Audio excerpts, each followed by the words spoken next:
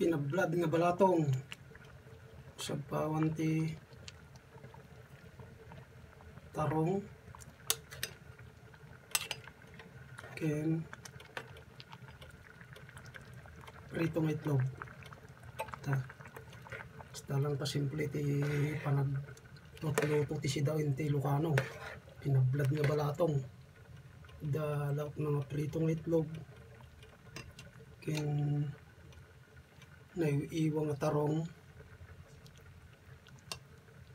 ken syempre tapno naimas sa pawan tayo ti hugot ti kamote ken bulong ti marunggay. Simple lang. Gisa lang dito napablad nga balatong, gisa lang iti laya, bawang, sibuyas, kamatis. Sige lang kasimple.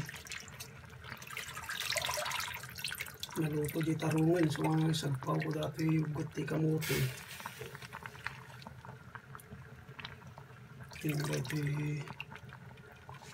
bulong ti marunggay, lalawak dan. Kasi lang nga naimas tayo panglaban ti ko panglaban ti COVID-19, papigsa ti resistansya tapno nung madi nga kaputan ti virus. Okay,